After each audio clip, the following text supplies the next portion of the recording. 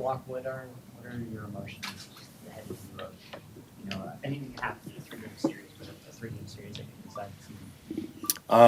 I'd say excitement. Hopeful, motivated, ready to get after it. It's been a long year. And, to be at this point, with my teammates, guys we've grinded with all year, proud of this group. But, job's not done yet. Corbin, what's kind of your emotions here before game one? I'm excited. I think, I'll echo what Walk said. We worked hard to get here, but now that's kind of all a wash. And, even playing field, just go out there and attack the day tomorrow.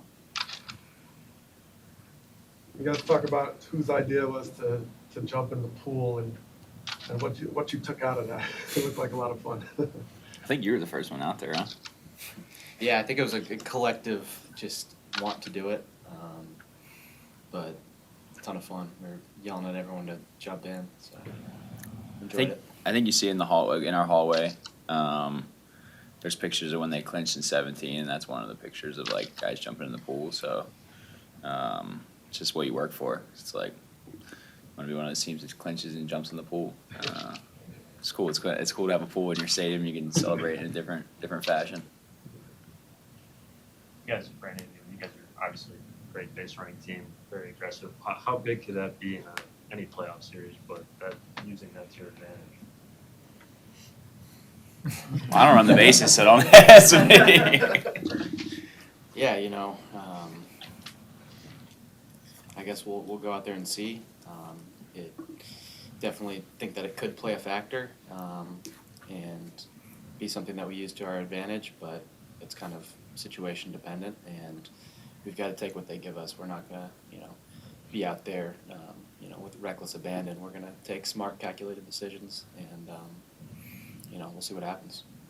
Corbin, what do you think is the difference when your guys' offense is really clicking versus kind of the past what's Can you come back to me on that one? Yeah. What do you think? Well, It's hard to put your finger on one thing, if it was that clear, that's where our attention would be. But, I think just getting the best version of guys down the stretch. There's a lot of things in this game that it's frustrating to chalk up to things like that. But I know personally for myself, like I look back at the box scores and then, I dive in deeper and it's like, wow, like didn't get as many pitches over the middle of the plate. More borderline decisions, chase, strike ball pitches. Guys know who they're, an opposition has a very clear view at this time of the year on who they're going to go after, who they're going to dance around, and what situations they're going to do that. It's like, sometimes that you get the pitches and sometimes you don't. And I think as an offense, that's a good example of like what's going on. It's just, it's just part of it. I think it's just part of the ride. And, we talk about working hard all year and enduring things. It's the roller coaster too. It's the emotions. It's, we prepare the same way every day. We're prepared. A lot of that is just dealing with like, how do you bounce back? How do you turn the page? How do you flush it? And then, like the pool thing, it's like celebrating the wins. That's a part of it too, is feeling like you reward yourself when you do some things right. Walk, what's your reaction to the news that Brandon Woodruff sounds like won't be available to pitch in this series?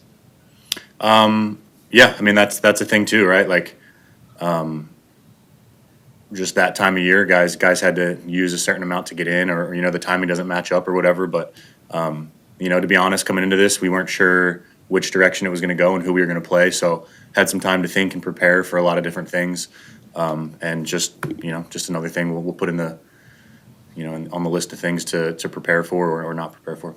Zach, I know the All-Star game doesn't count like a playoff game, but the attention is there and the media is there and the crowd is there. Did that starting that game, does that help you at all deal with what might come in the postseason?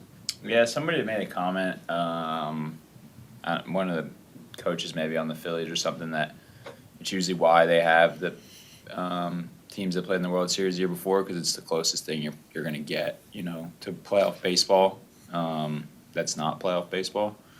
So yeah, so that kind of shifted my perspective on it, and tried to use that more so as a learning tool of like still trying to stay in a routine. Even it being harder with it being the All-Star game. But yeah, there was definitely some emotions, going into the game of, like you said, everything surrounded it. So yeah, I tried to do my best to just take that in and use it, like, store it in the back of my mind of like, okay, it's going to be, very similar to this come October. So I'm glad to at least had, a little bit of practice a few months ago. How have you seen Clock improve as the season's gone along? Yeah, I mean, I think you just see him grow. You're just seeing him grow, really. It's a hard game, and I think people that don't put on the uniform and don't, understand the grind, I think they tend to forget how hard this game is. And I think everybody goes through that part of your career where the game, humbles you, and I think it humbles you at a lot of different spots. Unfortunately for Bott, it just happened early. But I mean, to kind of have the perseverance to, come up, have the highly anticipated debut, struggle, get sent back down, like to do it, like, and just kind of stick with it, and then still, come out on top in the sense that he's improved in the last, 6 weeks, however long he's been up, and he's pitched some huge games for us and got some outs and some pivotal moments that, I mean, you could look back and, I mean, that started in Chicago. I would imagine we were taking it just like another game, but for him, knowing it's on the line, like, so I think you're just seeing him grow and mature at a faster pace, maybe too with some kind of heightened expectations that might have made him a little bit more pressure on himself. But yeah, I mean it's cool to see. I would love to my rookie year been in this spot, and so I'm happy for him. It's been fun to watch. Corbin, a tremendous first season. Is there any sort of advice that you got from a coach or a sort of any person, either at this level or lower level, that you kind of took with you, and when things weren't going your way, still kept you centered, or when things were going really well, you didn't sort of get too high? Yeah, I felt like I had a good baseline understanding of that from some past experiences. Going through an injury, not being able to play, being probably one of the bigger ones of that. So yeah, I'd say plenty of coaches, but a lot of it too has been this year, like relying on teammates and staff and family away from the field. I think just you can't say enough about this wasn't a solo task, right? Like a lot of people put in a lot of hard work for me to have the year I had. You talked about stolen bases and running the bases. It seems like Dave McKay is a big factor in that for you guys. What do you talk about, just like his impact? Yeah, I have an interesting, I feel like, perspective. It's not part of my game, right? Like, I'm not going to steal 40 bags or anything like that, and teams aren't really expecting me to. So, that being said, like, I'm always looking for an opportunity to like help the team and get in the scoring position, and I'll run, but I didn't grow up running, so I'm not familiar with tips and the tempo of things, and I feel like I'm giving everything away, and right, like it's very unfamiliar for me. So to have somebody like Dave on my side the last few years, it's made a huge impact. Like, the comfort of like showing me tips and helping me with the preparation of a pitcher and knowing what his move looks like, so I don't get caught off guard or hung out to dry out there.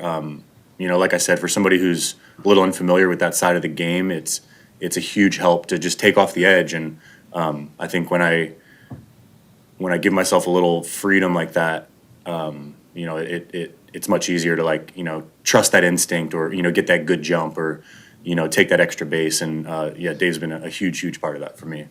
When you're unfamiliar with it, but when you see a guy like Corbin and some of the other guys run the way they do, is it as impressive to you as it is to everybody watching? Oh yeah, it's amazing. It makes me want to, help like do things like that. It's cool. They walk and next thing you know they're on third and there's still one out. right? Like that changes the game. I can see it on pitchers' faces when I'm hitting, that they're worried about a guy on first, a guy on second, and also not making a mistake. Like you can feel it. You can feel it change the moment. And I think that's where Dave comes back into play. Is he knows, like Corbin said earlier, it's not about just running reckless. Like you have to know when to pick your spots and when there's an opportunity and when there's not. With the tools that we have on this team, you want to just run all the time. And sometimes you can get away with that. And I think at this time in the year, we're going to lean on guys like Dave McKay to help us through. What does that do to you as a pitcher, Zach, when you got guys on the bases that can run like Zac Gallen? Yeah, I mean, thankfully we got Gabby. That guy's got a hose. You ever seen him back there? I definitely am not like the fastest to the plate. So having to, like I said, having Gabby helps, tremendously. But at the same time, that's one catcher that has an arm like that. The rest of the, guys, you're having to vary times and be quick and stuff like that, and that has a tendency to kind of, your focus shifts to guys on base. And whether you're as focused as you think you are, there's a tendency to lead pitches up. And a tendency to, maybe shy away from breaking balls in certain counts because that's, pitches guys are looking to run on. It definitely is a struggle. And you could see it for sure, like Walk said, on the pitcher's face. Like, yeah, you're worrying about, trying to keep guys at first and then keeping them from second to third. Anything, once you get the second, a base hit scores. So, like, that's the other thing, too, is, like, you're trying to limit guys from getting to second base because more often than not, a single's, going to be a run. So is Gabby just knowing that he's back there, letting you focus less on the running game? Yeah, for sure. I had asked the other day against Houston, not a team that really runs a lot, but I know they'll pick their spots. And I had asked Banny, like, what were my times? And he just laughed. He was like, "Don't worry about it with him back there." And I was like, "You got a fair point, but like I'm still curious." But yeah, there's some spots where you need to kind of slow your heart rate and slow your tempo down to kind of still make that pitch and know the guy back there has an unbelievable arm. Makes it a lot easier. Can you guys talk about the culture shift, being part of the culture shift of, it's historic. You lost 110 games a couple of years ago. And now, not only, making that progress, and now here you are in the wild card. Can you talk about, like, being part of that new wave D-backs to be able to change the direction of this organization? You're here longer than me. You can start if you want. Yeah, I think it's one of those things that, like, you're always focused on what's in front of you, right? In the thick of those, like, tough years, it's hard to see, like, oh, but in a couple years, and nobody really thinks like that because your job is to win today. But looking back, it's cool, man. Like I guess just like proud, right? I'm proud of everybody, players, like staff that helps us every day, right? Like the whole thing is,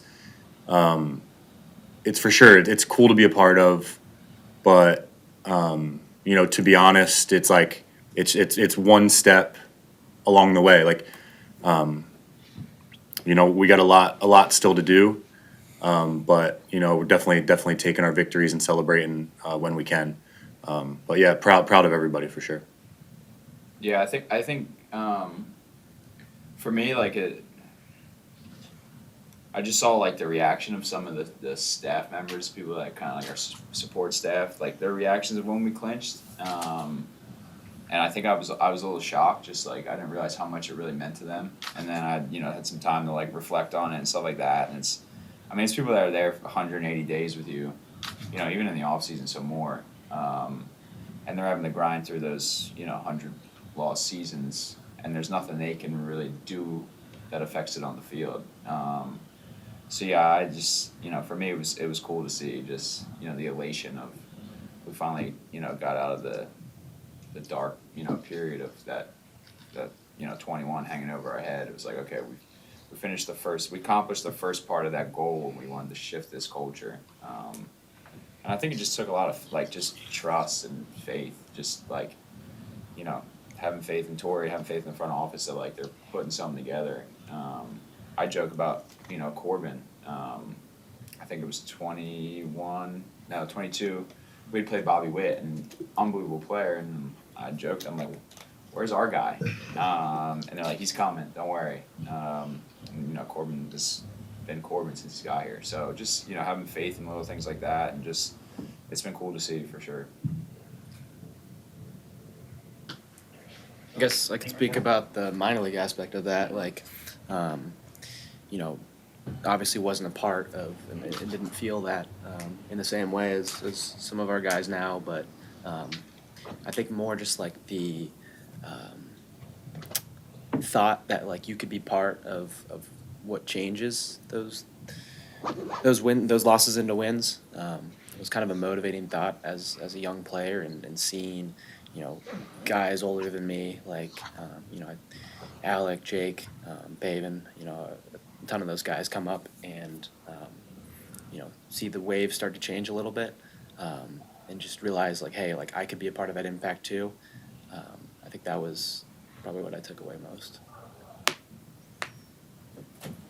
Thank you guys. Thank you.